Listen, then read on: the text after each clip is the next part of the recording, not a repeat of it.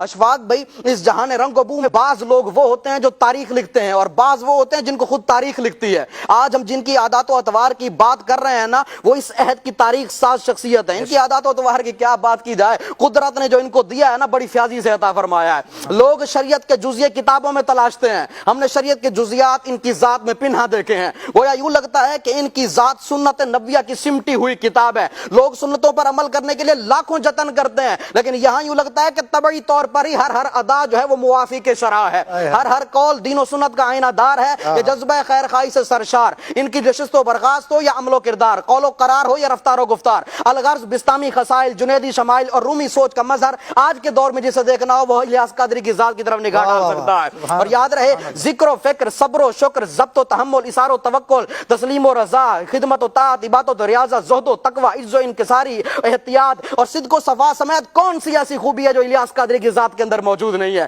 آج بھی چشم فلک اس بات پر شاہد ہے کہ آپ کی ذات مصدر الحسنات، منبع الفیضان اور مرجع الخلائق ہے۔ وجہ صرف یہی ہے کہ انہوں نے لوگوں کے دلوں کی دھڑکنوں کو محسوس کیا، پھر خود بھی لوگوں کے دلوں کی دھڑکن بن گئے ہیں۔ اشفاق بھائی، آج ہم اپنی آنکھوں سے دیکھ رہے ہیں کہ دنیا بھر کے مقتدر علماء کرام اور ذی وجاہت مشائخ اعظام ان کے جلوہ کے گرد پروانہ وار پھرتے ہیں۔ یہ خواص کی کیفیت ہے۔ جبکہ عوام کے ہجوم عاشقاں کی طرف نگاہ دوڑائیں تو کتنی آنکھیں ہیں جو ان کے دیدار سے سیراب نہیں ہو پاتی، کتنے قلوب ہیں جو ان کی عقیدت سے شکیب آشنا نہیں ہو پاتے۔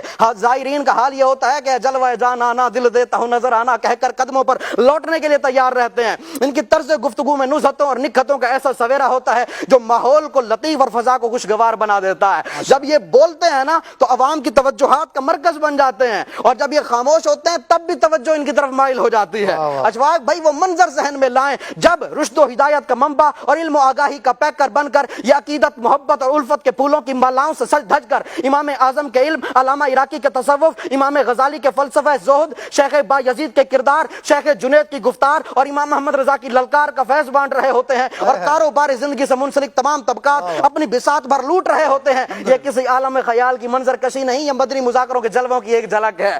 ان کے پرانے انقلابی بیانات ہوں یا واضح و نصیحت سے بھرپور موتیوں کی مالائیں ہوں، ان کی دعوت اور آواز میں خون جگر شامل ہے۔ ان کی اپنی آواز، اپنی انفرادیت، رانائی، دلکشی، انفرادیت اور نرالی ادا کی ایسی الستی پکار ہے جس نے اہل دل کے ساتھ ساتھ سخت سے سخت دلوں کے بھی تار ہلا کے رکھ دیے ہیں۔ آج کے اس مادیت زدہ دور میں ان کی آواز ہی ہے جو بے چین دلوں اور غافل روحوں کے درد کا درما ثابت ہوئی ہے۔ روایتی انداز کے برعکس جب ان کی بے ساختہ گفتگو، جب جذب و مستی، حدت عشق، رموز تصوف، معاشرتی اسرار اور تجارب و واقعاتی نتائج کی روشنیوں سے قلوب و اذہان کو منور کرتی ہے تو کسی کو تن من کی خبر نہیں رہتی۔ خصوصی مدنی مذاکروں میں چشم زدن میں رات کے سارے پہر گزر جاتے ہیں، اور اس محفل میں شرکت کی سعادت پانے کے لیے سحر بھی آن دھمکتی ہے۔ اللہ اکبر۔ اشفاق بھائی، جو عمومی مشاہدہ ہے، جو صاحب تصنیف ہوتا ہے نا، وہ کتابوں کے ہجوم میں گم رہتا ہے، اس کو لوگوں سے ربط و ضبط اس کے لیے باریں گراں ہوتا ہے۔ جو محقق ہوتا ہے وہ اپنی ساری عمر کتابوں کی گرد جھاڑنے میں کھپا دیتا ہے،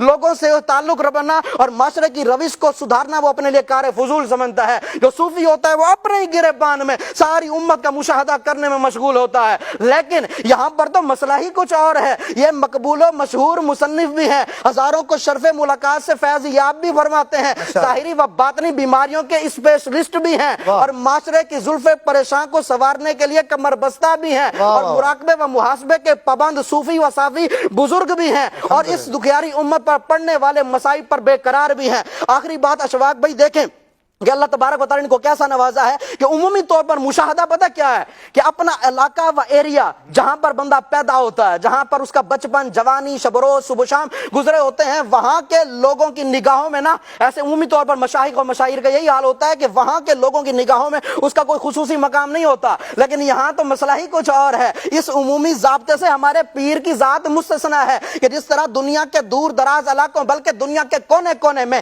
ان کے دیوانے ان کے لیے اپنی دیدہ و دل فرش راہ کیے ہوتے ہیں، اسی طرح کھارا در اور میٹھا در کے باسیوں کے دلوں پر بھی ان کا راج ہے۔ بلکہ مجھے کہنا پڑتا ہے کہ کون سا آج دل ہے کہ جس دل پر غوث پاک کے اس متوالے کا سکہ نہیں چل رہا، کون سی نگاہ ہے کہ جس نگاہ میں ان کے دیدار پر جمال کا عکس نظر نہیں آتا۔ اللہ اکبر۔ ہزاروں نہیں بلکہ لاکھوں دل ہیں، لاکھوں ہیں جن کے دل دھڑکتے ہیں تو ان کی یاد میں، جن کی آنکھیں ترستی ہیں تو ان کے دیدار کے لیے، اور جن کی سماعتیں مچلتی ہیں تو ان کی صدائے دل نواز کے لیے، اور کتنے ہیں جو منتظر رہتے ہیں ان کے اشارے ابرو کے۔ یہ ساری شان دیکھ دیکھ کر اشواق بھائی مجھے یہ کہنا پڑتا ہے کہ ان کی ذات یہ برکت العصر فرید الدہر نباز قوم کشتہ عشق رسول آفتاب علم و حکمت مبلغ فکر رضا پاسبان مسلک رضا حضرت علامہ مولانا الیاس عطار قادری رضوی زیدہ مجدہ مدظلہ العالی دامت برکاتہم العالیہ یہ مقام محبوبیت کے اعلیٰ درجے پر فائز ہیں. اس لیے تو ہم کہتے ہیں نا عطار بادشاہ نے دنیا بدل کے رکھ دی.